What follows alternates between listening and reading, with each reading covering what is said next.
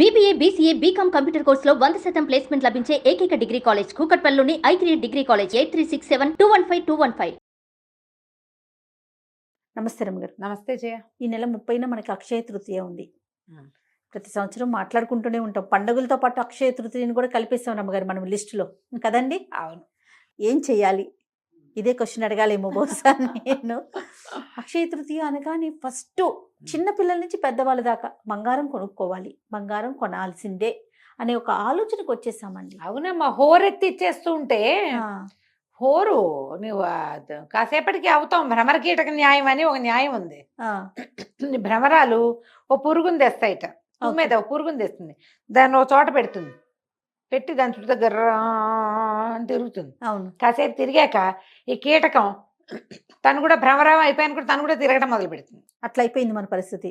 కొనుక్కోకపోతే మీ జీవితాలకు నిష్కృతి లేదో, బంగారం కొనకపోతే ఎలాగో అని ఇప్పటికి 10-12 సంవత్సరాలుగా ఈ మొత్తం వ్యాపారులందరూ ఏమంటారు, బంగారపు దుకాణదారులందరూ మనని హోరెత్తిచ్చి మధ్యలో ప్రవచనకర్తలు, మధ్యలో జ్యోతిష్యవేత్తలు, ఇంకా ఎవరో ఇన్ఫ్లుయెన్స్, నేను కొన్నాను నువ్వేం కొన్నావు అని డైలాగులు, ఫ్రెండ్స్ వాళ్ళు వీళ్ళు.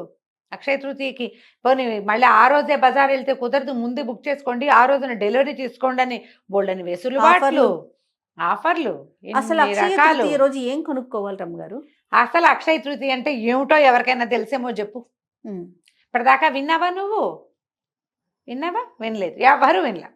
ఏమిటి అక్షయ తృతీయ రోజు ఏమైంది, ఏమిటి స్పెషల్ థింగ్ ఎవరికి తెలియదు. కానీ అది బంగారం కొనుక్కునే రోజుగా మాత్రం ప్రఖ్యాతి పొందింది. అంతే, అలా ఎక్కిచ్చేశారు మన తలల్లోకి. బంగారం కొనకపోతే వచ్చిన కొంప మనకి ఏమీ లేదమ్మా, ఏమీ లేదు, హాయిగా ఉండండి. నేను ఒక్కసారి కూడా కొనలేదు, ఒక్కసారి కూడా కొనలా నేను. నాలాంటి వాళ్ళు బోల్డ్ మంది ఉన్నారు. ఈ కొనకపోతే కుదరదనే పాయింట్ పెట్టుకుని ఇలాంటి ఒక రోజు వచ్చినప్పుడైనా కొనుక్కుంటాం కదా అని ఇది వరకు శ్రావణ మాసం బంగారం కొనాలనేవాళ్ళు చేయ. కనీసం ఆ రూపంలో అయినా ఆడపిల్లలకి కాస్త బంగారం ఏర్పడుతుందని ఓ కాసు 1 గ్రామో 1/2 గ్రామో అయినా బంగారం చేరుస్తామని, అది ఆ చేరుస్తామని కాస్త మేము అమ్ముదామనుకుంటున్నారు వాళ్ళు. మీరు చేరుద్దామనుకోవటం కాదు ఇది పాయింట్. ఏదో కొనకపోతే కుదరదు, అన్నీ ఉన్న వాళ్ళు కూడా ఈ రోజును కొనుక్కుని తీరాల్సిందే, లేకపోతే కొంపనిపోతుంది. మీ ఇంట్లో ఉన్నది ఎక్కడికి పోదు, మీ ఇంట్లో ఉన్నది మీ ఇంట్లోనే ఉంటుంది. మీ జాతక లక్షణాలు బట్టి పోతుంది. కానీ అక్షయ తృతీయ నాడు కొనకపోతే బంగారం నడిచొచ్చి కాళ్ళు వచ్చి వెళ్ళిపోతుంది అలాంటివి ఏమి అనుకోకుండా ఏం జరగదు. అట్లా ఆ భయాలన్నీ మానేయండి మొదట. ఇలా మనం ఇతరుల చేతిలోకి వెళ్ళిపోతున్నామని మనకి ఎప్పటికైనా అర్థమవుతుందా జయ? ఇప్పుడు ఎలా అంటే, ఇప్పుడు ఇందులో మనం కూడా ఉన్నాం, అందరం ఉంటాం అంతే. ఏదో ఒకటి బాగుంది, ఇది బాగుంది బాగుంది బాగుంది అని చెప్తాం. విన్నవాళ్ళంతా ఇప్పుడు మనం ఏదో చీరలు చూపించాం పోతారు, కొనుక్కుంటారు అంతే. కొనుక్కోకపోతే కుదరదనే పాయింట్ ఉండకూడదు అంటా నేను అందులో. నువ్వు చీరలు చూపించు, నగలు చూపించు, చెయ్యి అంటారు. నచ్చితే కొనుక్కో, అవసరం నీకు కావాలంటే కొనుక్కో. అది ఈ రోజున కొనకపోతే నీకు కుదరదనే పాయింట్ లేదు, అసలు అది లేదు. ఈ రోజున పరశురామ జయంతి, పరశురాముడు పుట్టాడు అక్షయ తృతీయ రోజు. ఈ నార్త్ ఇండియాలో ఇంకా చాలా విషయాలు చెప్తారు. ఈ అక్షయ తృతీయ రోజునే పాండవులకి సూర్య భగవానుడు అక్షయ పాత్ర ఇచ్చాడు. ఆ అక్షయ పాత్రతోటే వాళ్ళు వనవాసంలో ఉన్న నాళ్ళు భోజనం చేశారు. వచ్చిన వాళ్ళందరికీ భోజనం పెట్టారు. దాని మీద ఒక కథ చెప్తారు కదా, దూర్వాస మహాముని వచ్చాడు, భోజనానికి వస్తామన్నాడు. అప్పుడేమీ ఆహారం లేదు, ఏం చేయాలి, పాత్ర తుడిచి ఆవిడ తిని పాత్ర తుడిచాక ఇంకా మళ్ళీ అందులో నుంచి పుట్టదు. అప్పుడు కృష్ణ పరమాత్మ వచ్చి ఏదైనా తడి ఒక మెతుకైనా ఉందేమో చూద్దామంటే ఒక చిన్న ఎండిపోయిన ఆకో మెతుకో ఉంటే అది తీసి ఆయన నోట్లో వేసుకుని సర్వభూత శాంతి చేశాడు. దాంతో ఆహారం కోసం అలమటిస్తూ వచ్చిన దూర్వాసుడు తదితరులందరికీ పొట్ట నిండిపోయింది. తేన్పులు తీస్తూ వెళ్ళిపోయారు. వాళ్ళ పొట్ట నిండిపోయింది కాబట్టి, భగవంతుడు తిన్నాడు కాబట్టి అందరి పొట్ట నిండిపోయిందని.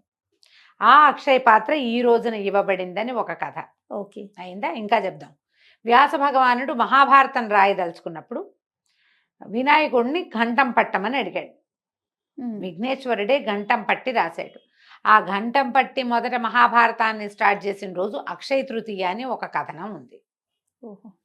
ఇంకా ఉన్నాయి కథలు, ఇంకో కథ చెప్తాం. మన కుచేలుడు శ్రీకృష్ణ పరమాత్మని దర్శించడానికి వెళ్ళాడు. తన ఇంట్లో నుంచి గుప్పెడు ముక్కిపోయిన పాత అటుకులు పట్టుకెళ్ళాడు. చిన్నప్పుడు ఆ కృష్ణుడికి పెట్టాల్సిన అటుకులు తను తినేశాడని, ఆ అటుకులు తెచ్చి రుణం తీర్చుకున్నాడని కథ చెప్పుకుంటారు. అవునో కాదో అవన్నీ పుట్టినాయి కథలు. ఓకే. ఈ అటుకులు తీసుకుని కుచేలుణ్ణి అనుగ్రహించిన రోజు అక్షయ తృతీయ, వైశాఖ శుద్ధ తదియ అని చెప్తారు. ఎన్ని కథలు ఎన్ని ఉన్నాయి. కథలు ఉన్నాయి రమ్మగారు. ఏ కథ అయినా మనం చెప్పుకుంటామా, తెలుసుకుంటామా? బంగారం కొనే కథ మాత్రమే తెలుసుకుంటున్నాం.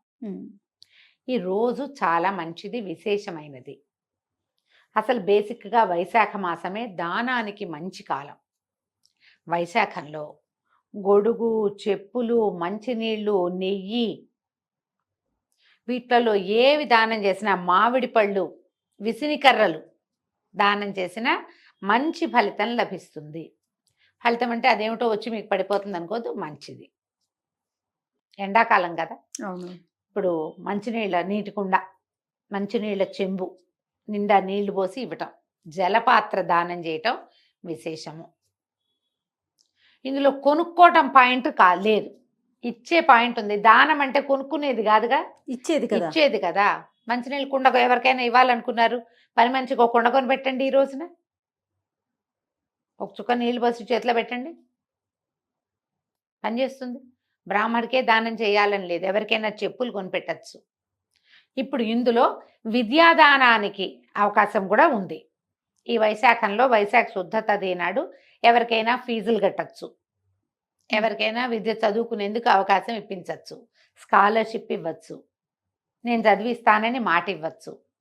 ఎవరికైనా పాఠం నేను ఇవాళ నుంచి స్టార్ట్ అని 30వ తారీఖు పాఠం మొదలు పెట్టచ్చు. సూపర్. వీటన్నిటికీ మంచిది. దీంతో పాటు వ్యాపారానికి అనువైన రోజు ఇది. కొత్తగా ప్రారంభించే మీరు ప్రారంభించవచ్చు, ఏదైనా కొత్త వస్తువు కొనుక్కోవచ్చు మీ దగ్గర లేనిది. ఉండి మన దగ్గర చాలా మూలుగుతుంటే బంగారం మళ్ళీ కొనుక్కోవాల్సిన పని లేదు. మీకు అవకాశం ఉంటే కొనుక్కోవచ్చు, దానికోసం అప్పులు చేయక్కర్లేదు, ఇళ్లలో గొడవలు పడక్కర్లేదు. పిల్ల పెళ్ళి జ్యేష్ఠంలో ఉంది, వైశాఖంలో స్టార్ట్ చేస్తే తృతీయ నాడు మొదలుపెట్టి కొనుక్కోండి, మంచిది. ఓకే. అంతేగాని ఈ రోజున కొనుక్కోపోతే నిష్కృతి లేదనేది పాయింట్ మాత్రం అయితే లేదు.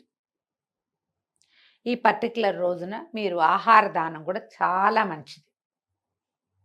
ఇవన్నీ ఇచ్చేవే కానీ తెచ్చుకునేవైతే కాదు.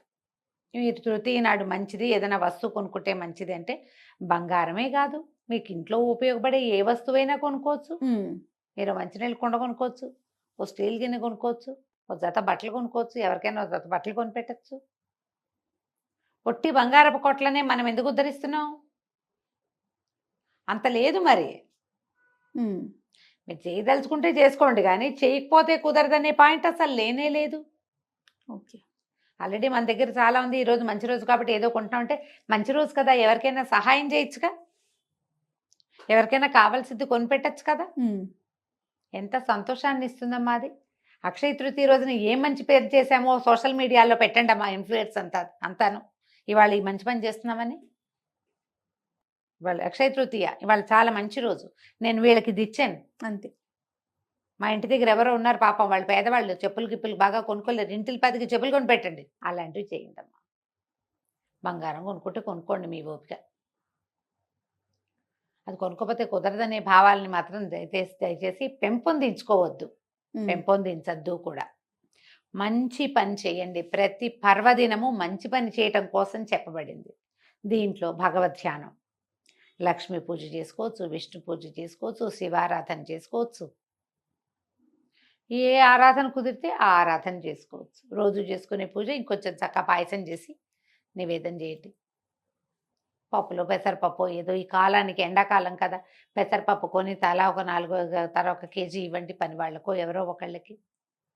ఎవరికైనా చక్కగా స్వయం పాకం ఇచ్చుకోండి, బ్రాహ్మణులకి ఇస్తే మంచిదని మీకు నమ్మకం ఉంటే అలానే చేయండి. చక్కగా స్వయం పాకం ఇవ్వండి, ఎంతో బాగుంటుంది. ఎవరికైనా హెల్ప్ అవసరము, చదువుకునే పిల్లలు ఉన్నారు, లేదా ఏదైనా ట్రస్ట్ వాళ్ళు పిల్లల్ని చదివిస్తారు, వాళ్ళకే ఇవ్వండి. ఈ రోజున అక్షయ తృతీయ రోజున ఇవ్వదలుచుకున్నాను నేను దానం, చక్కగా డబ్బులు పంపించేయండి, హ్యాపీగా ఉంటుంది. మీ వల్ల ఇంకొకళ్ళు బాగుపడతారు కూడా. ఎందుకు ఈ బంగారపు నిల్వలు, పైగా ఇప్పుడు 1,00,000 రూపాయల దాకా పోయినట్టుంది గోల్డ్. కొనుక్కోవాలి, మనకు అవసరమే, పాయింటే. కాకపోతే కొనుక్కోపోతే కుదరదనే ధోరణి ఎందుకు అంటా నేను, అది కదా. ఇలా ఆలోచించండి దయచేసి. తప్పకుండా. అక్షయ తృతీయ ఈ నెల 30వ తారీఖు తృతీయ చాలా మంచి రోజు. ఈ రోజున ఏదైనా మంచి పని చేస్తే అది ఎక్కువ అవుతుంది. ఈ బంగారం అటువైపు- కొనుక్కునేది ఎందుకు? పెరగటం కోసం. ఆ, మీరు సహాయం చేయండి, పెరుగుతుందిగా. అది కదా కావాలి మనకి. పుణ్యబలం పెరుగుతుంది మీకు. మీ పుణ్యబలాన్ని పెంచుకోండి. అదైతే మనతో పాటు మన వెనకాల వస్తుంది. బంగారాలు రావు, మన వెనకాల జనాలు పంచుకుంటారు వాటిని. ఉమ్. అది పంచుకోబడుతూ ఉంటుంది కదా. దానికి వెళ్ళొద్దు, దీనికి వెళ్ళండి. చక్కగా సహాయం చేయండి, దానం చేయండి, పూజ చేసుకోండి. దేవాలయ దర్శనం అత్యద్భుతమైనది. ఉమ్. దేవాలయ దర్శనం చేయండి. పుణ్యం పెరిగిందా మనకి, అవి పెరుగుతాయి అంతే. కదా.